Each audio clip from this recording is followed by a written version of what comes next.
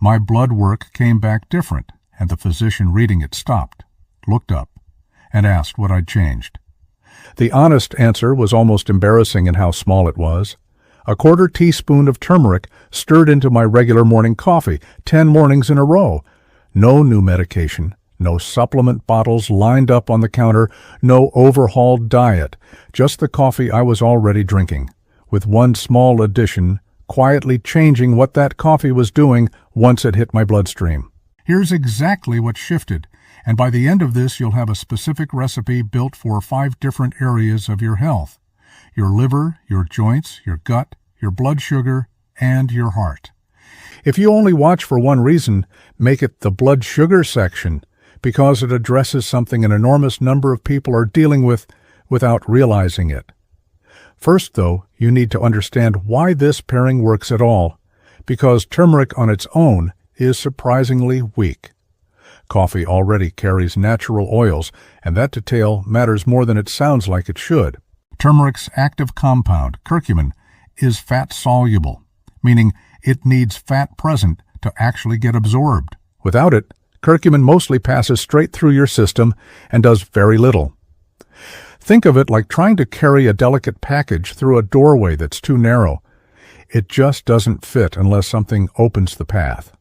Those natural oils in coffee act as that opening, pulling curcumin into your bloodstream far more effectively than simply stirring turmeric into a glass of water ever could.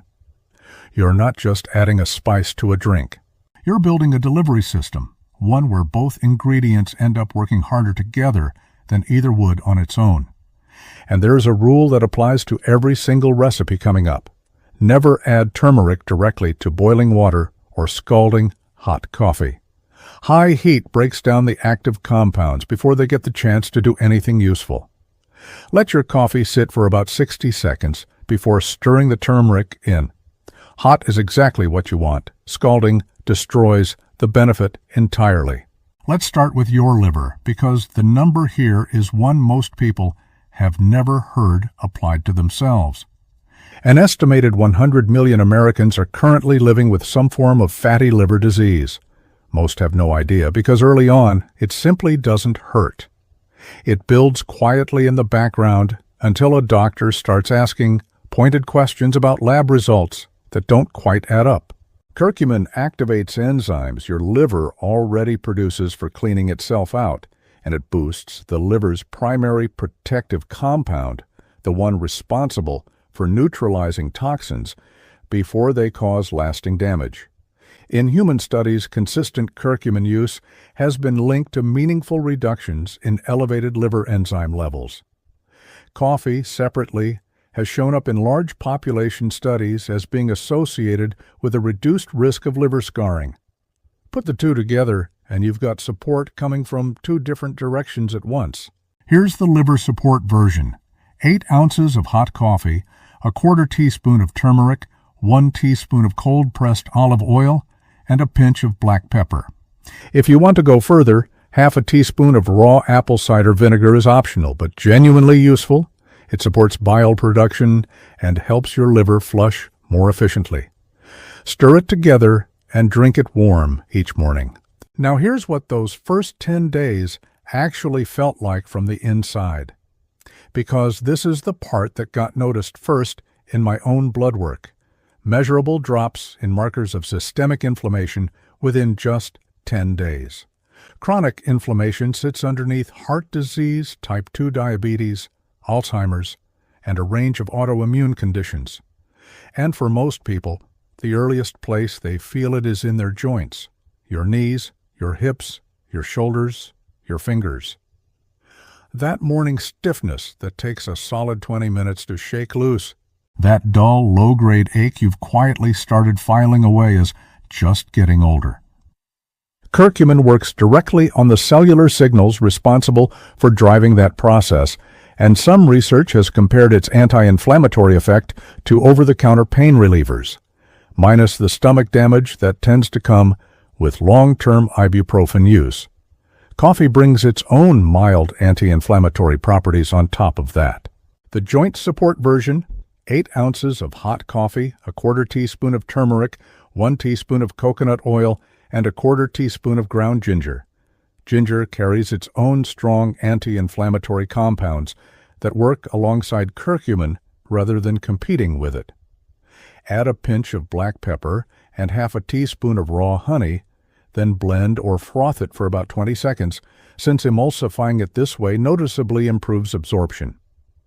Drink it warm each morning, and most people with stiff joints report easier movement within 7 to 14 days. If any of this is landing as something you'll actually use, this is a good moment to hit subscribe.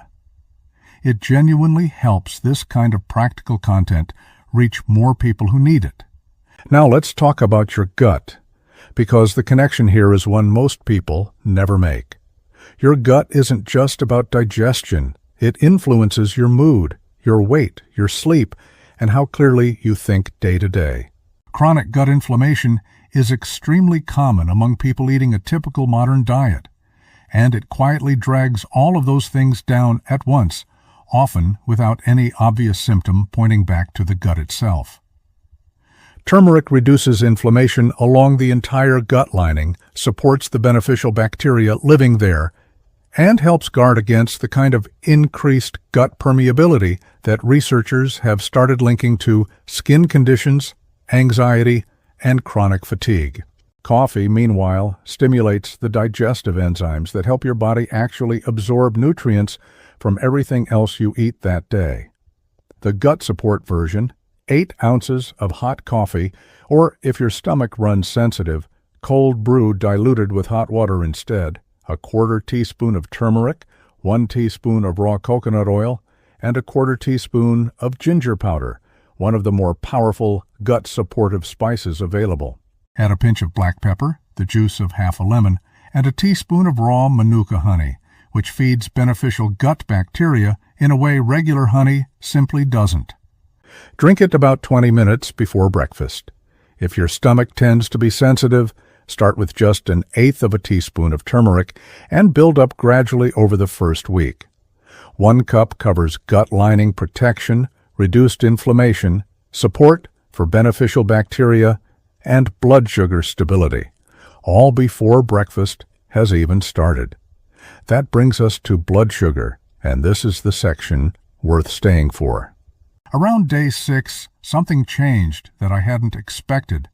The mid-morning crash I'd simply accepted as part of my day stopped happening.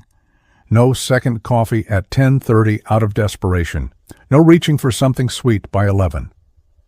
Curcumin improves how efficiently your cells respond to insulin, meaning your body handles the sugar from breakfast more effectively, without the spike and crash pattern that leaves so many people exhausted and hungry just a couple of hours after eating. It also slows the rate at which carbohydrates convert into sugar in your bloodstream. Coffee itself has been associated, across multiple large studies, with a reduced risk of type 2 diabetes. The blood sugar version: 8 ounces of hot coffee, 1/4 teaspoon of turmeric, 1 teaspoon of ghee, which slows gastric emptying and further smooths out your blood sugar response after breakfast, and 1/4 teaspoon of Saigon cinnamon specifically, not the cheaper cassia variety, since Saigon cinnamon has well-documented blood sugar stabilizing effects. Add a pinch of black pepper, stir well, and drink it before or alongside breakfast. One important note here: if you're managing pre-diabetes or type 2 diabetes and take medication, monitor your levels as you introduce this. As insulin sensitivity improves, some people find they need their medication adjusted. That's a good problem to have, but it should be managed together with your doctor, not on your own.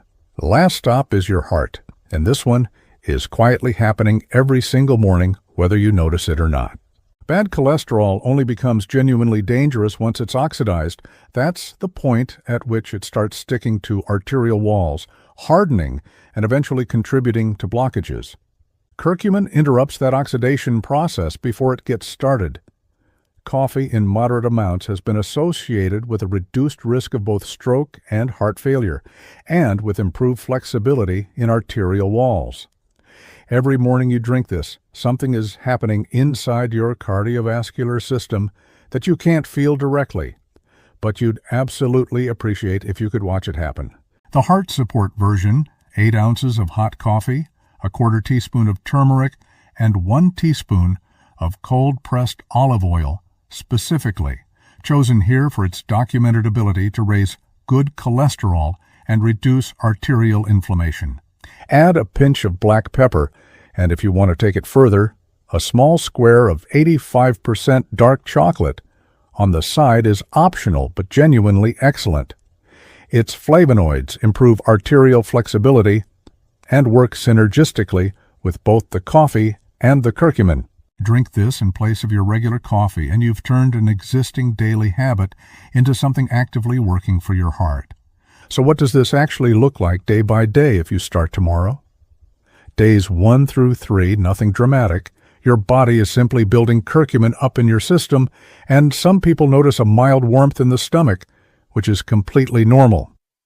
Days 4 through 6, energy patterns start to shift, the mid-morning crash softens, digestion often becomes more regular, and that first thing in the morning joint stiffness begins to ease. Days 7 through 10 are where it really compounds. Clearer thinking, steadier energy, less joint discomfort, and an improved mood, partly from the anti-inflammatory effect reaching the brain, and partly from improved gut function, since a significant portion of your mood-regulating chemistry is actually produced in your gut. Day 10 was when the change first showed up clearly in my blood work, as something neither I nor the physician reading it had fully expected. Beyond 30 days, the research points to reduced cholesterol oxidation, liver enzymes trending downward, and a more stabilized blood sugar response. None of that fully shows up in just 10 days, but 10 days is enough to feel that something is genuinely moving in the right direction. A quarter teaspoon of turmeric, your regular morning coffee, the right fat, a pinch of black pepper. That's the whole habit every single morning. It's cheaper than a supplement, faster than a workout, and it's probably already sitting in your kitchen. If this gave you a recipe you're actually going to try tomorrow morning, I'd love for you to subscribe and share it with one person in your life who drinks coffee every day. Pick whichever version matches what your body needs most. Make it, drink it warm, and come back in 10 days to share what changed for you. And as always, talk to your own doctor before making any changes to your routine, medications, or supplements.